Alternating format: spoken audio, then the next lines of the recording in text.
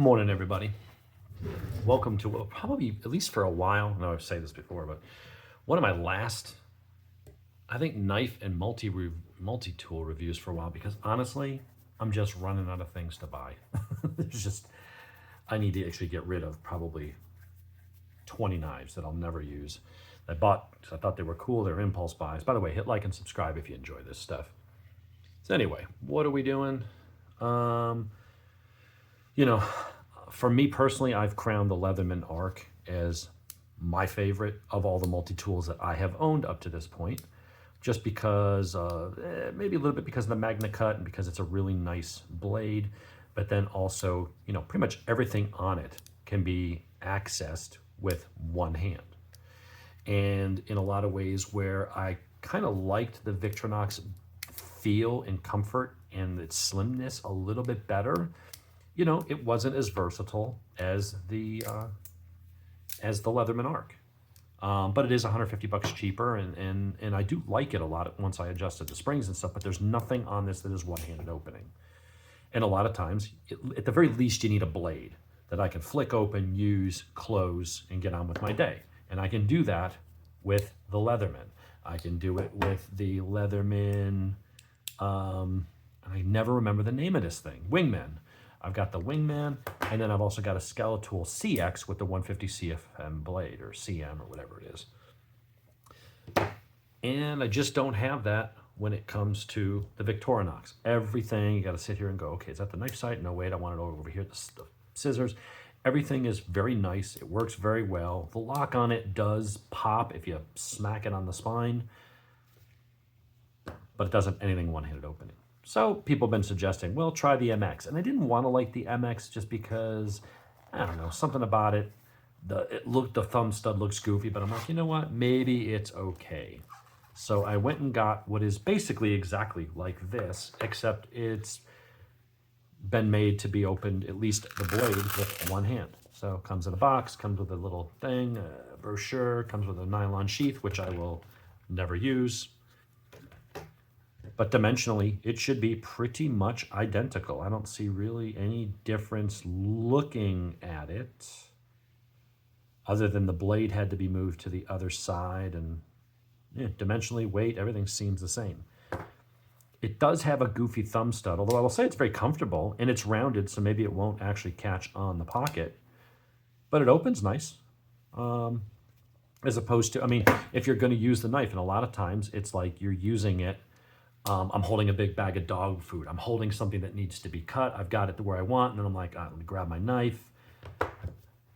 Well, let me put this down. Let me figure out which, okay, there's the knife. Open it, then pick it back up, then cut it, then put it away. It's really nice to have a one-handed opening that I can just cut it, open it, grab it, cut it, and do whatever I need to do with it. So here, we've got that one-handed opening. Now the blade, I believe they said on this was just, oops, that's the wrong side. See, that's the other problem with going with the, here, you know which one the blade is because it's the one with the stud. So there I went to open the blade and I was actually opening the scissors. So, you can still get stuff done. It's an excellent tool, but from a pure convenience sake of just kind of grabbing it and instinctively knowing what you want and opening it, one-handed opening is kind of where it's at. That blade is a tiny bit smaller. I am not sure why they made it a little bit smaller. There's nothing else really changed here, so that's kind of odd. I can see where they've changed the grind a little bit from a full flat grind to more of a saber grind. And that was, I guess, because you can't get up high enough without hitting that.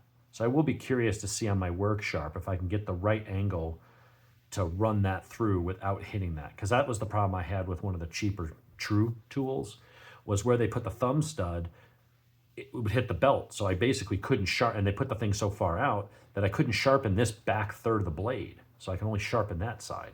And it came nicked, so I had to sharpen it. So that's why I didn't even bother reviewing it. I will say that's probably one of the most comfortable thumb studs. This one works really well, but if you were to sit there and fidget, after a while, you start to feel it. It's not as comfortable. It just creates a pressure point. This thing's kind of bigger and looks goofy, but it's really comfortable. There's a little bit of knurling for grip, but it's not that grippy. Like I said before, I don't see it getting snagged on clothing and stuff like that. Let's test the spring action. See, this is already, I can tell better, because here I had to go ahead and relax the springs by opening the blades and all the tools part way, so that I could, like right there, so I could get a screwdriver in and basically bend the springs back a little bit so they wouldn't come back all the way. I had to bend them slightly to take some of that tension because I was literally ripping my nails off. I couldn't physically open it. My fingernails were wet because I just took a shower and I'd opened the knife. My fingernail would just fold back. It was too strong. And my hand, I couldn't get my hand down in there enough to pinch it and open it. It just, the springs were way too strong. And I had heard, and maybe because they were going to one-handed opening and moving things around from this side to that side, that they had made it to where the spring tension was less. And that's a fairly stout spring, but I'm not having to use the, if I can pinch it and open it without putting my thumbnail in there, that's what I'm looking for. I do have to grip it pretty tight, and I can use the thumbnail, but I'm able to just pinch it and open it. That opens nice. The pry bar opens nice. That box opening, cutting package tool with wire stripper. Man, they put a lot of oil in this thing. Need to get a rag and clean all that off. I can grab that and open that really nicely one-handed. The scissors, that was the one that would break my fit. Now, I will say that's fairly tight, but I can pinch it, and if I use my thumbnail, will it break the nail? It's close. It's actually pretty damn tight. I might tweak that one just slightly. Yeah, and this, yeah, that one's a little bit of a nail breaker too, and it's, my thumbnail is slipping off because I don't have much of a nail. So I might have to relax those springs, but I'll say the blade one is just right. So I'm probably going to relax those springs just a teeny bit with a screwdriver. And actually, this is pretty easy to do. You can see the process. What I will say is you want to be careful that you do not go too far. If you go too far, you can't retighten the springs. That one seems pretty good. That one's, well, it's because I'm already sort of pushing against it a little bit because I've got those other tools open. So here's what you do. You open those a little bit so that that notch is right there, and you can insert this in. And then what you do is you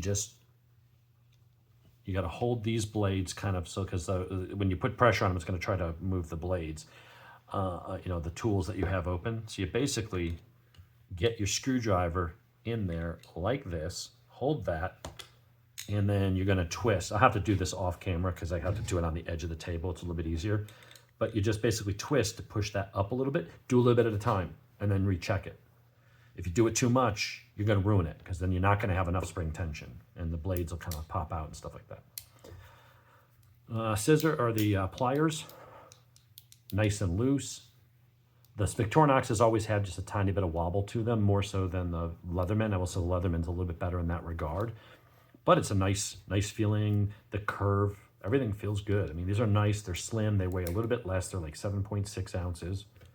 I would say, you know, if you already had this, should you spend another $150 just to get the thumb stud? No, I would say, you know what, just learn to live with it, and you just don't have the two-handed, you have to use two hands here. But if you're going to buy one between the two, I would say I do like this. The thumb stud, I don't think will get in the way of sharpening. Now, when you're slicing through something, this blade is a little bit, see, I went for the wrong side again. This one is a little bit longer, and if you're cutting through like an apple, you know, it's going to hit, or if you're slicing through something else, it's going to hit that. So your actual slicing edge, if you measure from here forward where there's no obstructions, it's quite a bit different. You got an extra third of, almost a half of an inch of blade. So you are giving something up. Let's try the lock. We know this one pops. Does this one? Yeah. That's just a weakness in the Victorinox lock. If you're using it and you're not really wrenching on it, I don't think you'll have a problem with it closing on your fingers, but a sharp smack does pop the lock. I've never experienced it closing under normal use, either using the screwdrivers or the pry bar or anything like that, but that wrap on the spine will cause it to pop the lock. So, you know, there's not much to say about this. I mean, it's basically just the MX with a one one-handed opening. They've moved the blade from that side to this side, and I will say it does make it easy to index, because when you pull it out of your pocket, you can feel it. If you feel it's on your finger here, you're like, okay, let me roll it and open it. Here, it's kind of like you have to actually look at the tool and go, is that, no, other side, flip it. You got to use both hands, and 50% of the time you get it wrong. So it's a bunch of steps to open this thing up. What else is there to say? It's a Victorinox, you know it's quality. So all I'm gonna do is off camera, just adjust a couple of these tools that tend to be nail breakers by just a little bit, not much, just a little bit. That one, this one's fine, that one's fine. So all we really need to adjust on this bad boy is that Phillips screwdriver and the scissors. I'm gonna actually leave the Phillips screwdriver, no, that one, because it's hard to grip. There's not a good thumbnail. That edge you're grabbing on isn't in this plane. It's like that. So when your fingernail's on it, it wants to slide off, especially if you have a short fingernail. So it takes extra pressure, and that's when you end up breaking or ripping your nail off the bed and your thumb's bleeding because you had to push so hard. So I'm gonna relax those two just a wee bit so that I can open these things without ripping my fingernails off. If you have nails, it's fine, but then after a while, you won't. That's why they call them nail breakers. That is the one downside to the Victorinox.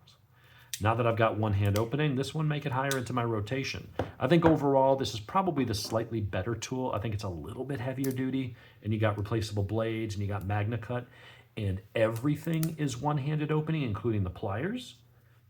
But if you really like the Victorinox fit and finish and the feel, and you like the $100 cheaper price point, and really all that's holding you back is the one-hand opening for at least the blade, go ahead and get the Spirit MX. It's a smaller, more compact. It's got a really good tool set. Doesn't have a bit driver, but I honestly don't need a bit driver. I'm fine with just having those kinds of screwdrivers and using it like that.